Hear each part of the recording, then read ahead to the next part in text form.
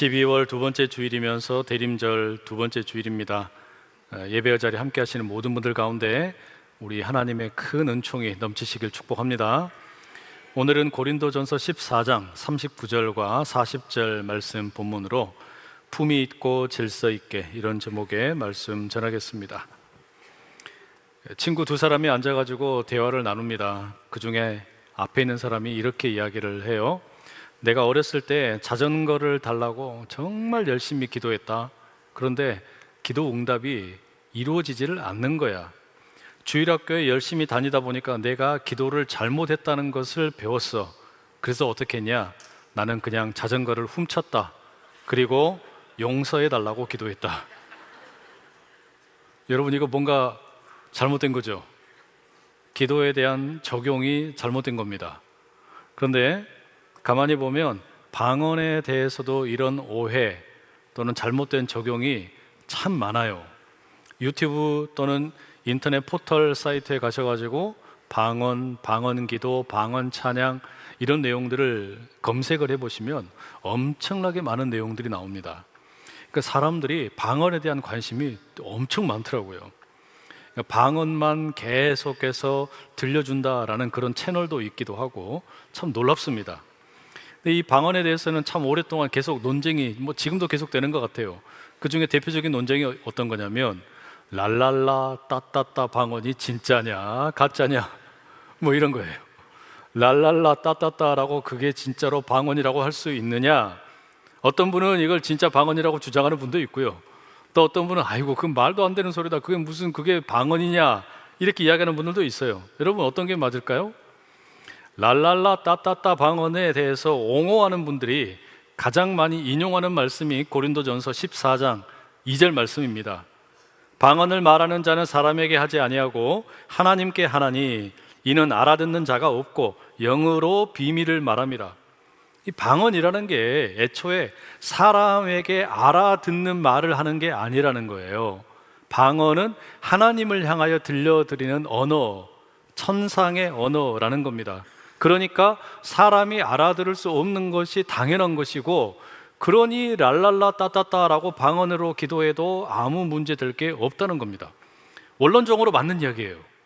우리가 랄랄라 따따따라고 하든지 그냥 기차 소리를 내면서 기도를 하든지 한숨을 내쉬면서 기도하든지, 여하튼 방언이라고 하는 것은 그 본래 의미가 하나님을 향한 아름다운 천상의 언어입니다. 근데 문제가 있어요. 뭐냐? 많은 경우에 방언이 하나님을 향한 언어인데 사람들에게 과시하고 보여주려고 사용되는 경우가 참 많아요. 심지어 어떤 분들은 방언이 구원받은 백성의 징표라고까지 주장하는 분들도 있었어요. 방언이 애초에 사람들을 향하는 것이 아니고 하나님을 향하는 것이라면, 아니 그냥 개인의 공간에서 자기 골방에서 개인적으로 방언으로 기도하면 되잖아요. 근데 왜 그걸 굳이 유튜브에다가 올리는 걸까요? 그 사람들 보라고 올리는 거 아닙니까? 혹은 사람들에게 인정받기 위해서 그렇게 하는 거 아닙니까? 때로는 나의 영적인 능력을, 내가 이만큼 영적으로 대단하다, 이거를 과시하려고 방언을 도구로 삼는 경우도 꽤 많이 있어요. 이건 방언에 대한 아주 잘못된 오해입니다. 2000년 전에 고린도 교회에서도 이와 같은 방언으로 인한 갈등이 상당히 심각했던 것 같습니다. 우리가 지난 시간에 살펴봤지만 고린도전서 12장에서 14장까지 이 세 개의 장을 걸쳐서 다루는 내용이 성령의 은사에 대한 갈등 이야기입니다. 특별히 이 방언으로 인한 갈등의 문제였습니다. 그만큼 이 고린도 교회는 내부적으로 보면 은사가 참 많았던 것 같아요. 성령께서 주시는 은사가 많았는데 이게 많아서 좋기는 좋은데 서로 내가 받은 은사가 더 좋은 거다 자랑을 하다가 갈등이 생긴 거죠. 특별히 방언의 은사를 받은 분들이 나에게는 지혜가 있다, 나에게는 지식이 있다, 나는 하나님과 이렇게 소통을 하는 특별한 사람이다, 이러면서 다른 은사를 받은 사람들을 깔보고 무시한 거죠. 심지어는 이렇게, 여러분, 우리가 공적으로 예배를 드리는데 방언을 받은 분들이 알아들을 수 없는 말로 막 랄랄라 따따따 랄랄라 따따따 이러다 보니까 어떻게 되겠어요? 예배가 아주 막 그냥 무질서해지는 거죠. 혼란스러워지는 겁니다. 그러다 보니까 예배를 도대체 어떻게 드려야 되느냐, 예배가 너무나 혼란스럽다, 그런 갈등이 생긴 겁니다. 바울은 이와 같은 고린도 교회 안에 있는 성령의 은사로 인한 갈등, 특별히 방언으로 인해서 생겨난 이와 같은 문제에 대해서 어떻게 답을 줬습니까? 12장에서 우리가 살펴봤던 것처럼 바울은 그럼에도 불구하고 영적인 것에 대해서 절대 무관심하지 말아라. 아무리 영적인 것으로 인해서, 성령의 은사로 인해서 갈등이 생겼다 하더라도 영적인 것을 무관심하게 생각하면 안 된다. 왜냐하면 성령께서 주시는 선물, 이 은사를 받아야만 우리가 비로소 믿음을 고백할 수 있기 때문이라 그랬죠. 예수님이 주님이라고 하는 신앙의 고백은 하나님께서 성령을 통하여 우리에게 은사를 주실 때 비로소 가능한 겁니다. 다만 이 은사라는 게 개인의 유익을 위한 게 아니라 공동체의 유익을 위한 것이니 그렇게 활용될 수 있도록 하라, 권면을 했어요. 그리고 이어지는 13장에서 우리는 방언의 은사도 좋고 예언의 은사도 좋지만 가장 좋은 최고의 은사가 뭐였습니까? 사랑이었어요. 사랑의 은사가 최고다. 분쟁과 갈등 상황에 놓여있던 이 고린도 교회에는 다른 무엇보다 사랑의 은사가 제일로 중요하다. 그러면서 사랑을 무슨 로맨틱한 것으로 설명하지 않아요. 사랑이 뭐냐? 오래 참는 거다. 사랑이 뭐냐? 견디고 인내하는 거다. 그렇게 바울이 정리를 했습니다. 그리고 오늘 이제 14장의 문을 딱 열어놓고 보니까 다시 방언과 예언에 대한 이야기를 다루는 겁니다. 말하자면 우리에게 제일 중요한 것은 사랑이구나, 사랑의 은사가 제일 중요한 거구나, 이걸로 공동의 이해를 갖고 그 다음에 이 교회 안에 있는 갈등의 문제, 이 방언과 예언 사이에서 어떻게 할 거냐, 여기에 대해서 어떻게 지침을 줄 거냐, 이제 드디어 바울이 구체적인 답변을 주는 겁니다. 오늘 바로 그 내용을 좀 살펴보려고 합니다. 첫 번째 말씀 이렇게 드리고 싶어요. 바울은 방언을 금하지 말라 가르칩니다. 한번 따라 하시겠습니다. 방언을 금하지 말라. 여러분 39절의 말씀 한번 같이 읽어보시겠습니다. 그런즉 내 형제들아, 예언하기를 사모하며 방언 말하기를 금하지 말라. 여기 보면 방언과 예언에 대해서 표현이 아주 미세하게 다르죠. 방언에 대해서는 금하지 말라. 이거 뭐예요? 소극적으로 권면하는 겁니다. 소극적으로 추천하는 거예요. 반면에 예언에 대해서는 사모해라. 훨씬 더 적극적으로 권하고 있는 것이죠. 방언을 하는 것에 대해서 완전히 막지는 않지만 이것을 아주 강력하게 추천하는 건 아니에요. 그래서 어떻게 하는 겁니까? 방언하는 거 막지는 말아라.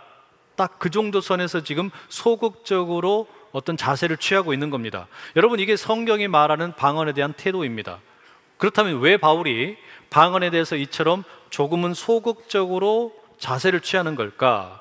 그 이유가 있겠죠. 여러분, 앞서 말씀드린 것처럼 방언이라고 하는 것은 참 아름다운 천상의 언어입니다. 사람을 향하는 언어가 아니에요. 방언은 기본적으로 하나님을 향하는 언어입니다. 하나님을 향하여 찬양을 드리는 거고 하나님을 향하여 기도를 드리는 겁니다. 그러니까 이것은 사람들이 알아듣기 어려운 비밀스러운 겁니다. 특별히 바울은 자기 자신을 가리켜 내가 아주 방언에 능통하다라고 고백을 합니다.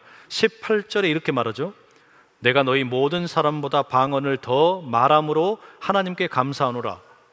고린도 교회 성도들 중에 방언 꽤 잘한다는 사람들이 있었을 거예요. 그런데 그 사람들보다 바울 자신이 훨씬 더 방언을 잘한다는 거예요. 방언에 훨씬 더 많은 경험이 있다는 겁니다. 고린도 후서 12장 2절에 보면 바울이 14년 전에 세 번째 하늘에 올라간 경험이 있다, 이렇게 이야기해요. 3층 천의 경험, 영적인 엑스타시, 어찌 보면 영적인 황홀경 속에 들어가서 저기 높은 하늘을 구경을 했다는 겁니다.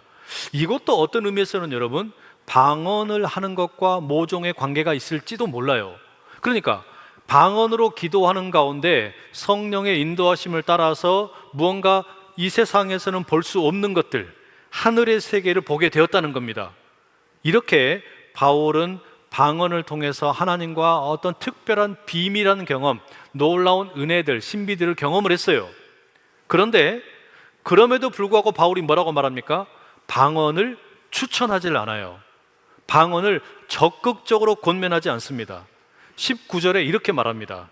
그러나 교회에서 내가 남을 가르치기 위하여 깨달은 마음으로 5마디 말을 하는 것이 1만 마디 방언을 말하는 것보다 나으니라.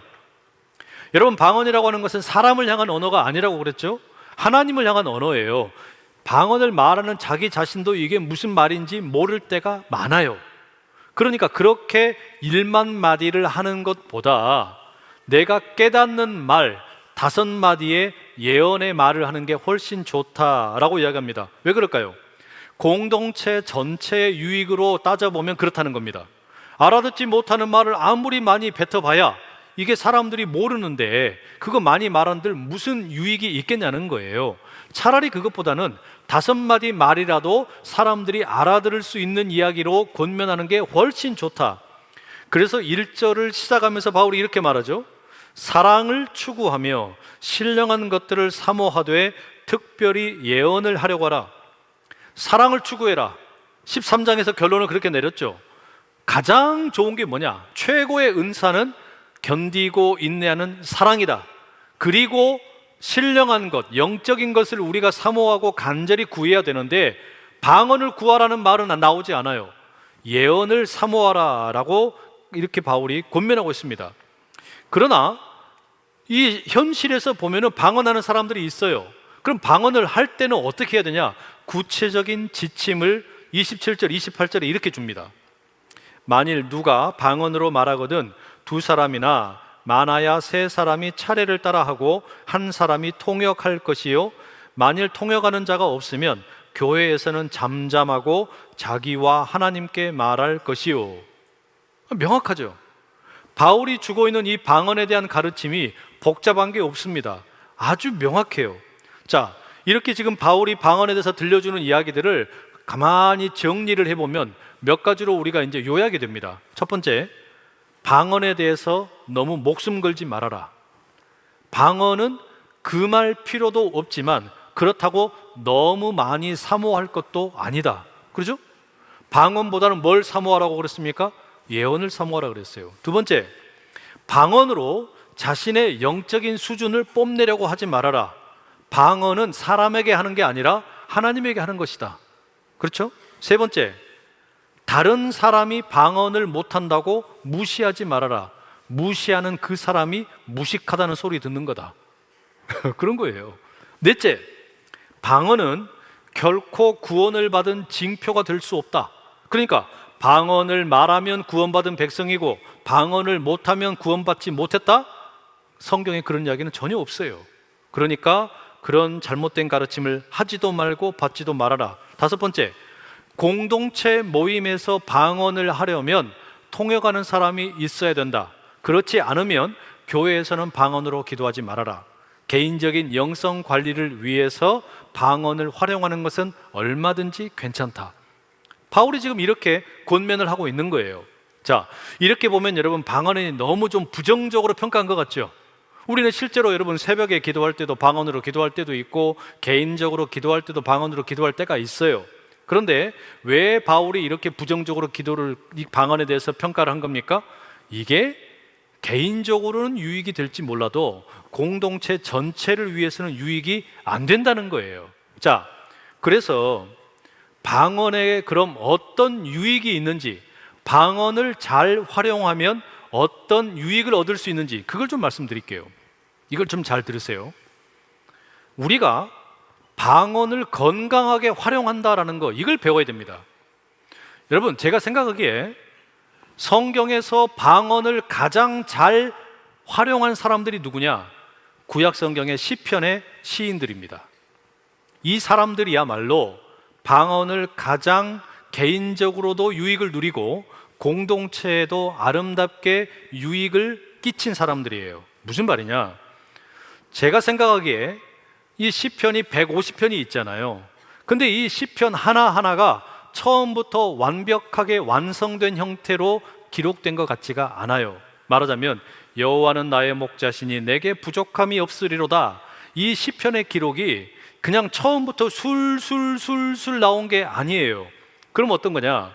각각의 시인들이요, 자기들의 삶 속에서 경험하는 것을 그 오랜 시간 기도하고 또 찬송하고 때로는 탄식을 했는데, 이게 말하자면 이제 이 발효가 되어가지고 아름답게 엑기스로 똑똑똑 떨어진 게 뭐냐?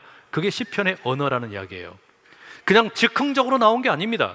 오랜 시간 기도하고 오랜 시간 탄식하고 오랜 시간 찬양을 하다 보니까 이게 이제는 농축된 엑기스로 나온 게 시편의 언어라는 이야기예요. 처음에는 여러분 입으로 끙끙 앓는 소리처럼 나오는 거죠. 너무 힘드니까. 자기도 뭐라고 말하는지 몰라요. 내가 지금 사방으로부터 우겨쌈을 당합니다. 적들이 나를 공격합니다. 그러니까 어때요? 뭐라고 말할 어떤 힘도 없어요. 그러면 나도 못 알아듣는 말들을 막 내뱉는 거예요. 마치 방언처럼. 또 때로 하나님께서 기가 막힌 방법으로 역전을 시키시는 거예요. 막혀있는 길에서 문을 활짝 열어주시는 겁니다. 그러면 그냥 너무 좋아서 탄식이 아니라 이제는 소리를 지르기도 합니다. 이처럼 자기 자신도 무슨 말인지 모르고 방언처럼 내뱉는 언어들이 있었는데, 이게 시간이 지나다 보니까 어떻게 되는 거예요? 점점 내용이 선명해지는 겁니다. 멜로디가 붙습니다. 그리고 마음속 깊은 곳에 탄식이 기도가 되는 겁니다. 찬양이 되는 겁니다. 그렇게 아름다운 시편이 만들어진다라는 거죠. 아마도 그와 같은 과정을 거쳐서 이 시편이 만들어지게 되는데, 그래서 어쩌면 이 시편의 시인들은 모두 다 처음에는 방언을 했던 사람들일지도 몰라요. 나도 못 알아듣는 말을 하다가 이게 나중에 다른 사람들도 알아듣고 나도 알아들을 수 있는 아름다운 찬송 기도가 되었다라는 말이에요. 왜 이렇게 말씀드릴 수 있느냐? 지금도 음악을 하는 분들 보면 처음부터 음악을 뚝딱뚝딱 만드는 게 아니라 이처럼 이렇게 그냥 처음에는 그냥 흥얼거립니다. 자기도 뭐라고 멜로디를 만들지도 않아요. 그냥 이렇게 하면서 그냥 이 멜로디를 흥얼거려요.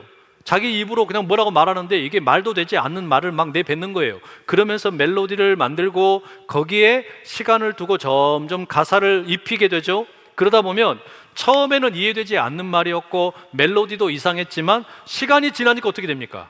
아름다운 노래가 만들어지는 거예요.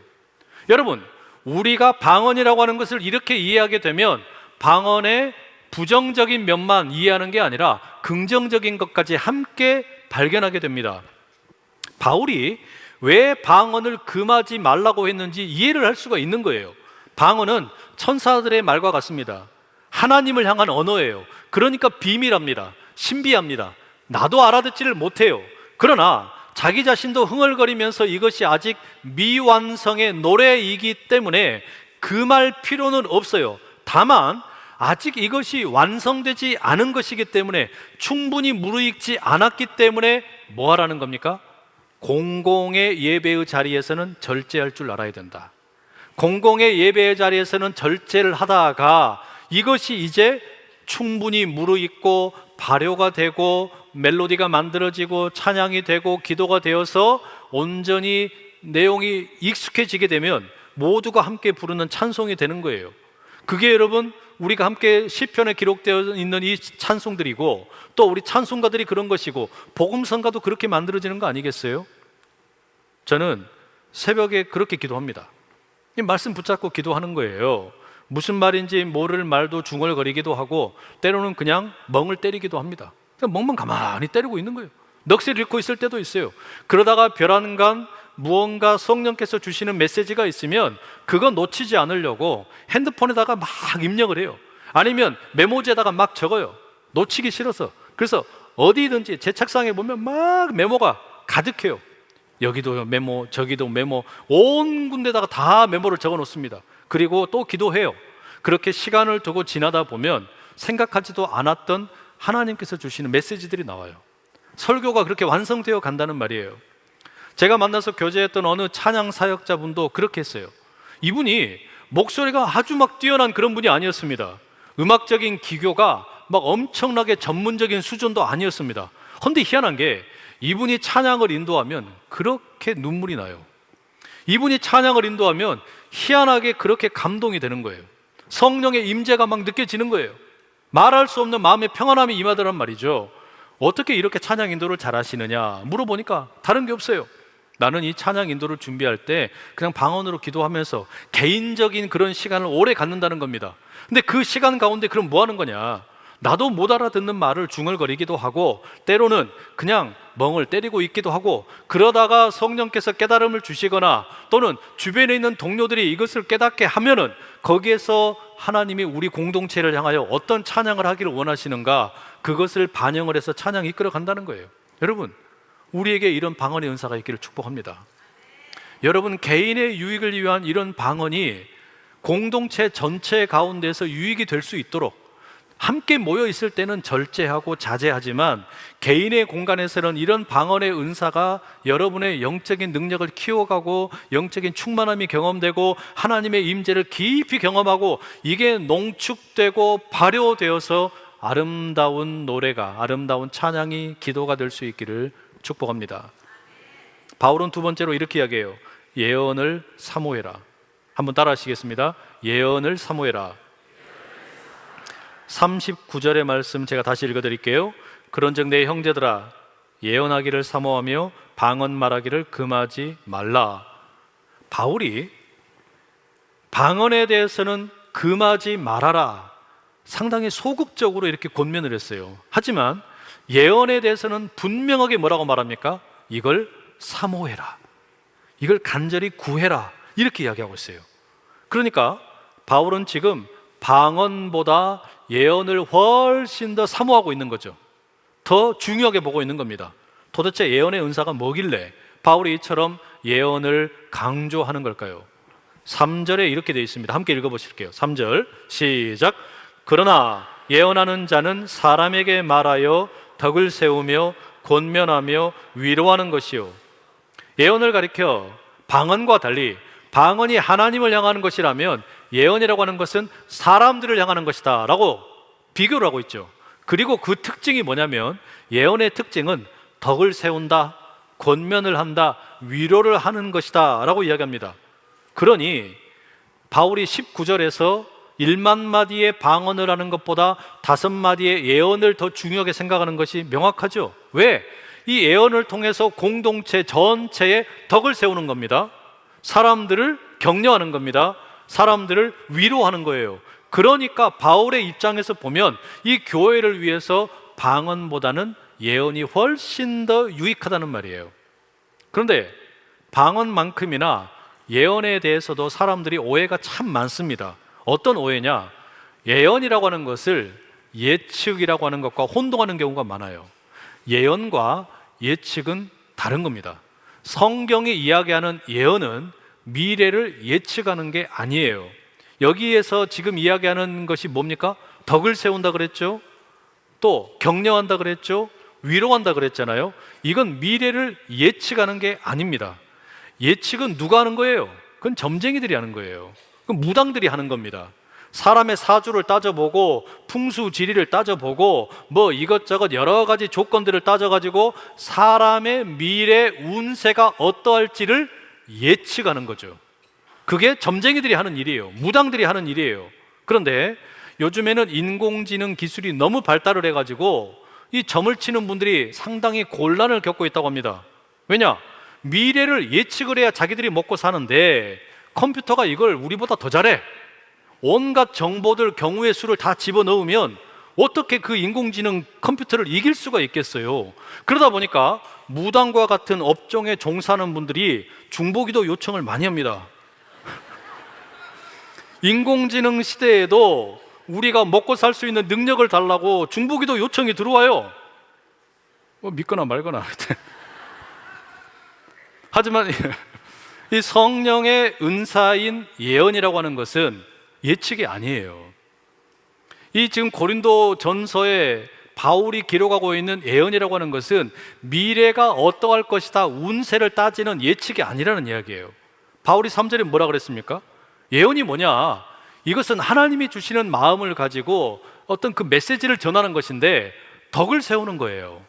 격려하는 거예요. 위로하는 거란 말이죠. 이것은 여러분 가만히 보십시오. 인공지능 기술이 아무리 발달해도 절대로 컴퓨터가 할 수 없는 일이에요. 컴퓨터가 절대로 대체할 수 없는 사역이란 말입니다. 덕을 세운다, 사람을 격려한다, 사람을 위로한다, 이거는 컴퓨터가 할 수 없어요. 동일한 심장이 뛰고 있는, 특별히 하나님으로부터 성령의 은사를 받은 심장이 뛰고 있는 사람이 자기의 마음과 다른 사람의 마음이 이어지게 될 때 이루어지는 사역 아닙니까? 그게 덕을 세우는 거고 격려하는 거고 위로하는 일이란 말이에요.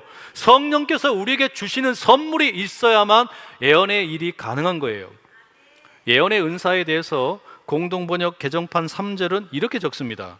그러나 말씀을 받아 전하는 사람은 사람들을 키워주고 격려해주고 위로해주려고 사람들에게 말하는 것입니다. 그러니까 예언의 은사가 뭐예요? 미래를 예측하는 게 아니라 뭔가 특별한 메시지를 받아서 사람들에게 나누는 겁니다. 알아들을 수 있는 말을 하는 거예요. 그게 어떤 겁니까? 사람들을 키워주는 말이에요. 사람들을 격려해주는 말이에요. 사람들을 위로해주는 말이에요. 이게 뭐냐? 예언의 은사라는 겁니다. 그러니 갈라지고 분열되어 있는 이 고린도 교회에는 예언의 은사가 너무너무 필요했겠죠. 싸우고 있으니까. 싸우고 있는 사람들일수록 상처가 많아요. 이 상처 많은 자리에 지금 뭐가 필요하겠습니까? 네가 잘났다, 내가 잘났다, 그거 갖고 안 돼요. 내 방언이 더 뛰어나다, 네 거는 아니다, 이렇게 해가지고 어떻게 이게 교회가 건강해질 수 있겠습니까?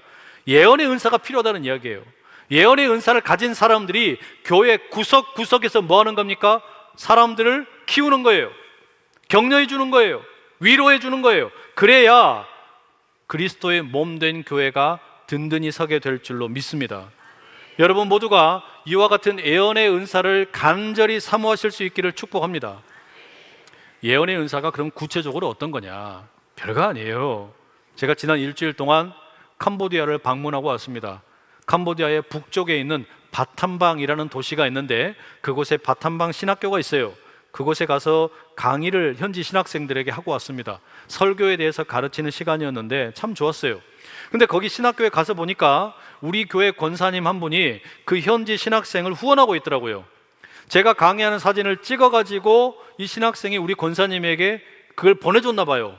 그러니까 이 후원하는 권사님이 그 사진을 보고서 아, 우리 담임 목사님이 농땡이 피지 않고 뭔가 제대로 하고 있구나, 이걸 확인을 했겠죠. 그러니까 세상에 참 좁아요. 어디 가서 나쁜 짓을 못해. 여하튼 근데 이 권사님이 그 사진을 보고서 은혜가 되셨나 봐요. 그리고서 그 사진을 다시 제가 간접적으로 이렇게 연락을 받게 됐어요. 이게 뭡니까? 이게 예언의 은사예요. 지금 현지에 있는 신학생을 어떻게 하는 겁니까? 격려해 주는 사역이에요. 그리고 거기 가서 강의하고 있는 담임 목사를 격려하는 사역이에요.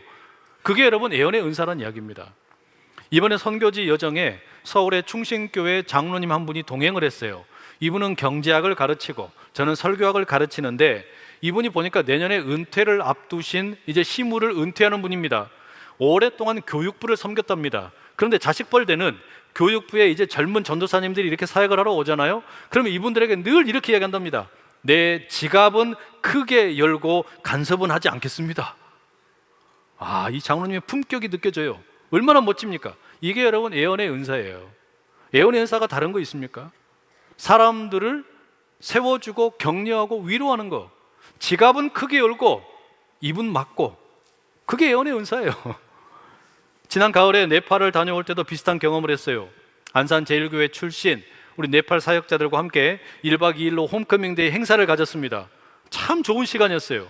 이제 우리 선교를 마치고 우리 교회 선교팀끼리 마무리하는 모임을 가졌는데 그 자리에서 한 권사님이 이 홈커밍데이 행사가 참 너무 귀하고 아름답더라. 그러니 내년에 홈커밍데이 행사에 소요되는 비용은 제가 다 부담하겠습니다.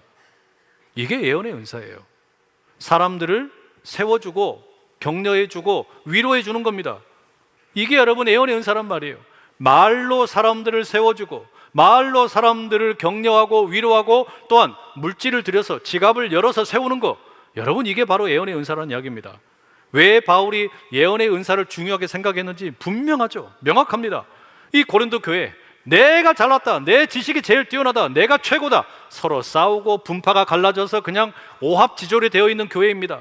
그리스도의 몸된 교회로서 하나가 되지를 못하고 있었어요. 그래서 바울이 뭐라고 이야기한 겁니까? 이런 교회에 제일 필요한 게 뭐냐? 사랑이라 그랬잖아요. 사랑이 아닌 것으로 시기하고 질투하는 사람들, 그들에게 바울이 뭐라 그래요? 사랑이 뭐냐? 사랑은 제일 먼저는 오래 참는 거다. 사랑이 뭐냐? 사랑은 끝까지 견디는 거다. 그래서 사랑이 아닌 것을 그냥 꽉 눌러버리는 거라 그랬잖아요. 이와 같은 사랑에 오래 참고 견디는 거, 그러나 이걸로는 충분하지가 않아요. 여러분, 그리스도의 몸된 교회가 상처를 입고 아파요. 그럴수록 어떻게 됩니까? 견디는 사랑이 필요합니다. 오래 참는 게 필요합니다. 그리고 또 뭐가 필요하겠습니까? 그 상처난 자리에 약을 발라줘야 될 거 아닙니까? 빨간 약을 발라줘야 되는 거예요. 아까젠기를 발라줘야 돼요. 알란가 모르겠네요, 이게. 사랑의 은사로 견디고 참았다면 그 다음에는 찢어진 자리에 후시딘을 발라줘야 되는 거예요. 그 후시딘이 뭡니까? 그게 예언의 은사예요. 사람들을 키우는 겁니다. 격려해 주는 겁니다. 위로하는 겁니다. 그렇게 될 때 내 몸을 세우는 게 아니라 그리스도의 몸된 교회를 세우는 일이 펼쳐질 줄로 믿습니다.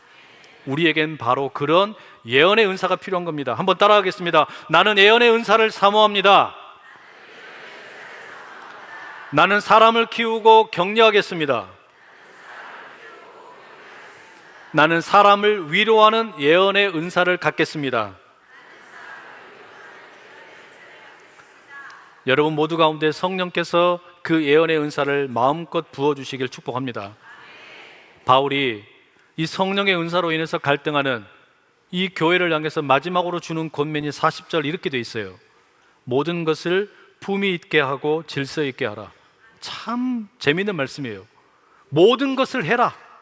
방언도 금하지 말아라. 그리고 예언을 더 많이 사모해라. 그러면서 내리는 결론이 뭐냐? 모든 것을 품위 있게 해라. 질서 있게 해라. 왜 품위 있고 질서 있게 하는 겁니까? 이게 내 몸이 아니니까 그런 거예요. 이게 내 몸이 아니고 그리스도의 몸이기 때문에. 우리 아이들 집에서 방을 보면 어떻습니까? 부모님들 참 기가 차죠. 저걸 돼지우리라고 해야 될지 방이라고 해야 될지, 허물을 벗고 나온 것처럼 아무데나 옷은 벗어놓고 그냥 가방도 던져놓고, 아마 집집마다 거의 똑같을 거예요. 저희 집에도 그런 놈 하나 있어요. 그런데 품위 있고 질서 있게 한다는 게 뭡니까? 이건 네 방이 아니다. 이건 네 집이 아니다. 우리가 함께 모여있는 이 교회는 그리스도의 몸이다. 그러니 품위 있게, 그리고 질서 있게 세우는 일이 필요하다는 거예요. 미국의 버락 오바마 대통령의 부인 미셸 오바마가 이런 말을 한 적이 있어요. 믿음을 가진 사람들에겐 늘 비판론과 회의론이 따라붙고 누군가 그들을 의심하고 소음을 낼 수 있습니다. 그러나 승리하는 사람들은 자신을 믿어주는 사람에게 의지해 목표를 꼿꼿이 밀고 나가는 법을 아는 사람들입니다. 여러분에게 패배감을 심어주려는 사람, 저급하게 여러분을 평가하려는 사람이 있을 겁니다. 그들이 저급하고 비열하게 간다 해도 우리는 그보다 품위를 갖고 높은 곳을 향해 갑시다. 참 멋진 말이죠. 상대방이 우리를 저급하게 대하려고 그러고 구정물통으로 끌고 들어가려고 해도 거기에 응대하지 말아라. 같은 방식으로 대하지 말아라. 우리는 품위 있게, 이것은 내 몸이 아니라 그리스도의 몸을 세우는, 교회를 세우는 일이기 때문에 사랑으로 오래 참고 인내하고, 그리고 상처난 자리에는 빨간 약으로 예언의 은사로 섬기겠노라. 그리고 방언의 은사 금하지 아니하고 개인의 유익을 위해서 활용하다가 이것이 무르익고 엑기스가 나오면 그때는 모두의 찬양이 되고 기도가 될 것이다. 바로 그런 품위 있고 질서 있게 모든 것을 행하는 교회, 우리 모두 될 수 있기를 간절히 축복합니다. 기도하겠습니다. 사랑하는 주님, 우리에게 품위 있고 질서 있는 교회를 세워가는 비전을 주심에 감사드립니다. 예언의 덕스러움과 격려와 위로, 방언의 영적인 충만함, 그리고 모든 것 위에 가장 뛰어난 사랑의 인내와 수고를 통해 주님의 몸된 교회를 품위 있고 질서 있는 공동체로 세워 주시옵소서. 예수 그리스도의 이름으로 기도드립니다. 아멘.